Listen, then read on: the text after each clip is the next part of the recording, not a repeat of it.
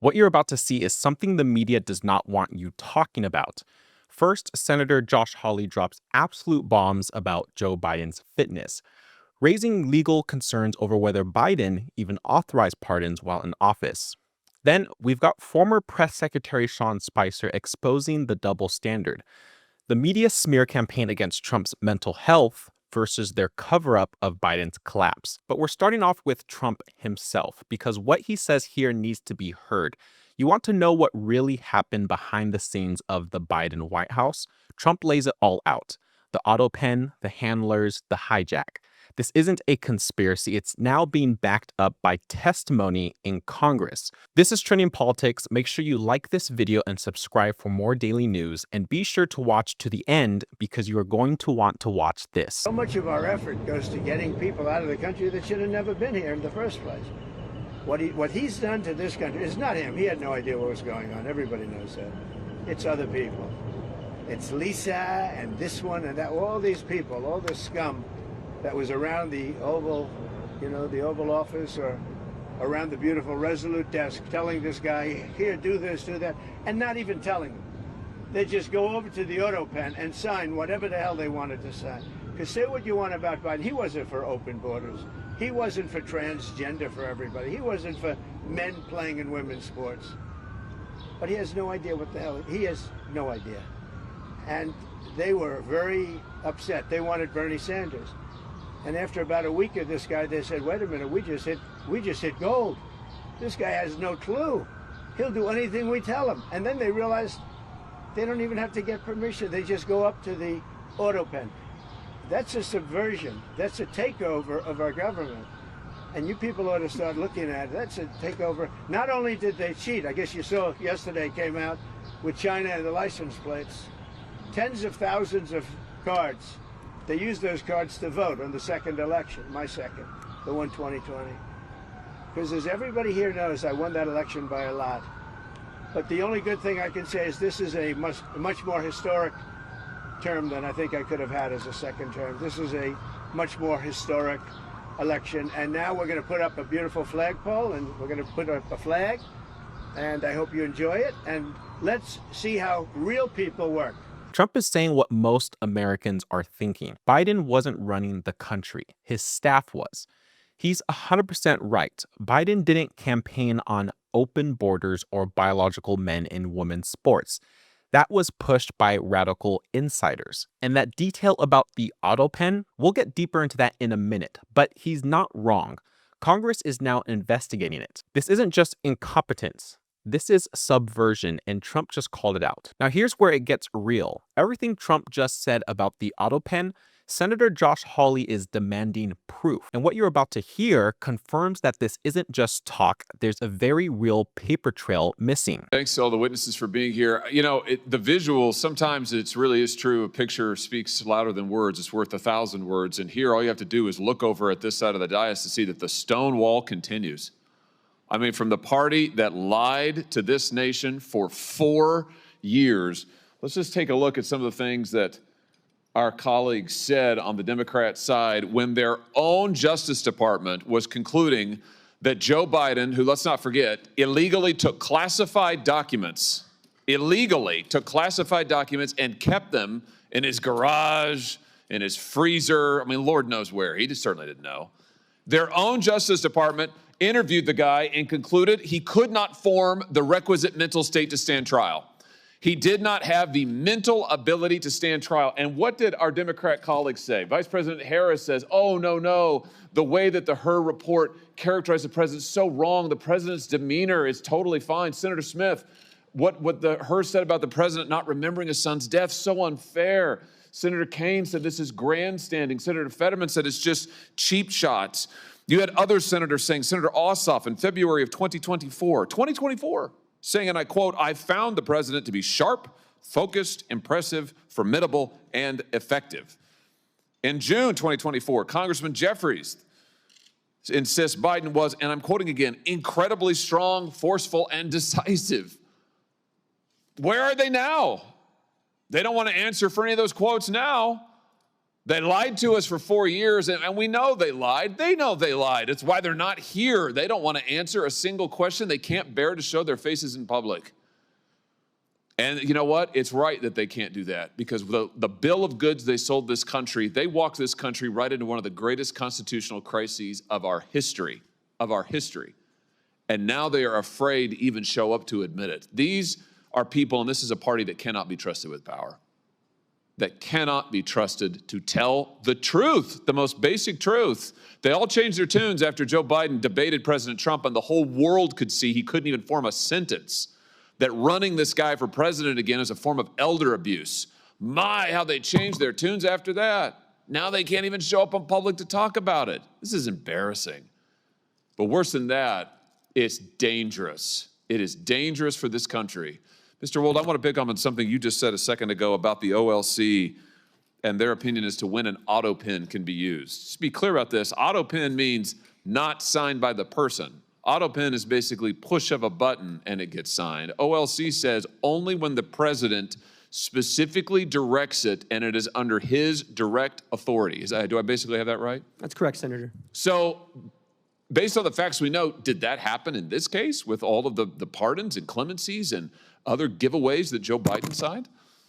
Assuming that the Biden White House complied with sort of traditional practice of presidential administrations and that there was record keeping either from the staff secretary or others, there should be records to indicate either through covering memorandum or briefing books where the president would have signed his signature authorizing this decision. None of that has come forward. That would be very easy to dispel some of these concerns. And I think what we're seeing here is really the autopen is best understood as sort of a tool of executive convenience. Hold on just a second. You just said something very important. I want to emphasize that. So what you're saying is that there should be, for every time that Biden authorized the autopen, there should be a record of that.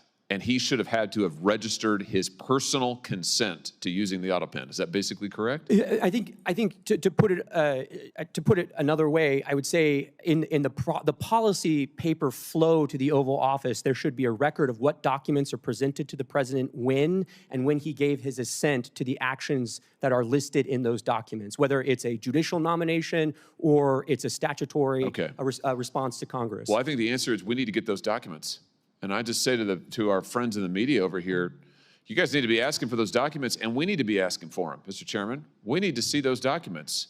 And the president, the former president now, could certainly choose to release them. I'm sure they're part of his personal papers, right, Mr. Wold? And that's correct. And the first place to start would be the staff secretary's office under President Biden. Oh, here's the trail. If you want to know, if you want an answer to the question, did Joe Biden actually assent to the use of the autopen and all? You think of all the people he pardoned, he granted clemency to, murderers, drug dealers, child rapists. Let's find out, did he actually authorize it? There should be a record of it, is what we've learned today. Thank you for that testimony, Mr. Wold. There should be a record of it. So this is a binary question. It's not, oh, we don't know, gee, it's hard to say. No, actually, we can find out. So right now, today, I call on President Biden, former President Biden and his staff, release the documents. You have them, you know you have them, release them. If what you did is legal, and if you're really not embarrassed about it, and you think it was totally constitutional, release the paper flow. Show us the documents where the president authorized the use of the pen for every single pardon and clemency and stay application. Let's see it. Let's see all of it. And if you won't do it, we should subpoena those documents, and we should find out the truth of who was really running the White House, because I think we can see it was not Joe Biden. Thank you all for being here today. Mr. Wold, thanks for your testimony. That was explosive. If Biden didn't sign those pardons himself, we're not just talking about dishonesty. We're talking about a constitutional crisis. They said Trump was unfit, but he made every decision himself. Meanwhile, they admit Biden might not have been aware of what he was signing. Why not release the paper trail? Show us who actually gave the green light. If it's not Biden, then who's been making the calls in our government? And just in case you thought that was speculation, wait until you hear from someone who was in the White House every day. Sean Spicer just testified, and what he said completely nukes the media's defense of Biden. Thank you. Mr. Spicer. Chairman Schmidt and Cornyn, members of the committee, thank you for having me. I was asked to share my experience as a senior White House staffer with respect to the interactions that I and other senior staff had with President Trump during his first term. During my tenure as press secretary, I interacted with the president multiple times every day. Most days I would talk to him by phone or in person early in the morning and then multiple times throughout the day, including weekends. For the most senior positions in the White House, those designated by the rank of assistant to the president, which includes the White House chief of staff, the White House counsel, and the press secretary, it is critical to have regular interaction with the president. The position of press secretary especially demands this type of consistent and intentional communication. I or any other press secretary, regardless of administration, could not do the job effectively without regular communication with the president. It was my responsibility to have the most up-to-date understanding of President Trump's position on policy, personnel, and everything in between. Admittedly, I made a couple of rather high-profile mistakes during my tenure. You may have read some of them. But in all cases, those mistakes occurred when I wasn't connected with the president's thinking or position on a particular issue or policy.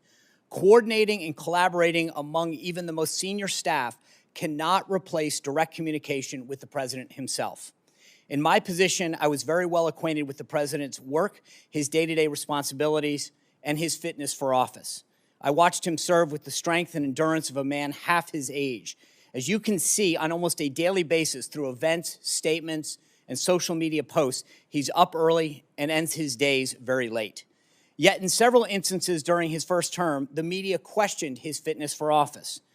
Guests and so-called experts like Sanjay Gupta at CNN were called upon to speculate on the result of Trump's physical and mental well-being. The Washington Post ran hit pieces with headlines like, "The White House struggles to silence talk of Trump's mental fitness." Vox wrote, "Is Trump mentally unfit to be president?" NBC ran a story by the Associated Press that raised mental health concerns regarding the president. CNN's Brian Stelter questioned if members of the news media were, quote, tiptoeing around obvious questions about President Trump's instability. These headlines were not isolated instances. Most major news outlets ran with these ridiculous type of propaganda pieces. To use one of the media's favorite terms, these inquiries were without evidence. That brings us to the juxtaposition of how the very same media covered the Biden administration.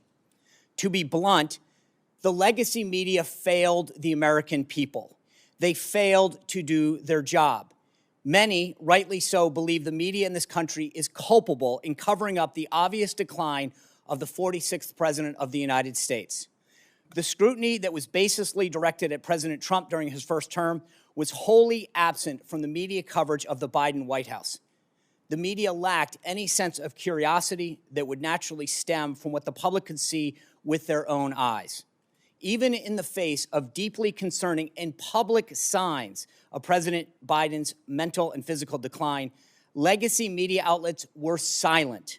Biden and his senior aides flatly dismissed the need for a cognitive test during his tenure, as had been requested of President Trump.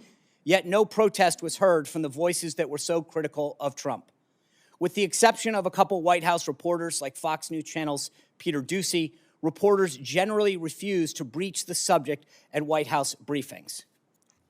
News outlets weren't the only ones complicit in covering up Biden's decline. Presidential staff would have or should have been interacting with Biden on a daily basis. At best, his administration was grossly negligent. At worst, Biden's staff actively concealed his fitness for office.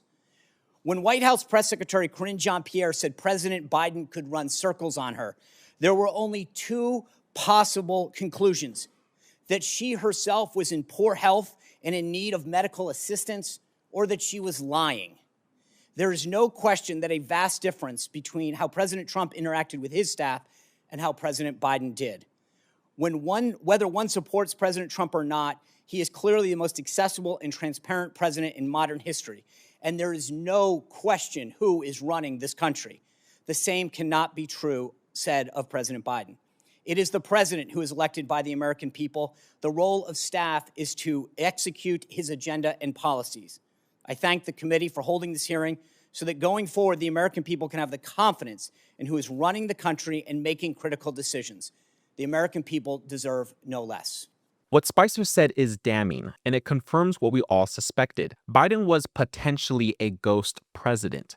Staff shields him, and the media protects him. Trump was up at 6 a.m. on calls, posting, leading the charge. With Biden, we're lucky to get a speech without a teleprompter. Every major outlet ran hit pieces on Trump's mental fitness with zero evidence. Biden forgets his son died, and they look the other way. You heard Spicer say it himself. Trump was in charge. With Biden, no one knows. So let's just ask the obvious questions. If Joe Biden wasn't the one citing pardons and clemencies, who was? If his own staff was bypassing him and using an autopen without his direct approval, is that even legal? Is that constitutional? And if the media knew Biden was unfit and said nothing, how deep does the cover-up go? Why was Trump blasted as mentally unstable for 4 years, but Biden's blank stares, confused speeches, and clear decline were brushed off like nothing? And if Biden wasn't truly running the country, who was? We have to ask, how much power do unelected staff really have, and how long have they had it? Left or right, we deserve answers.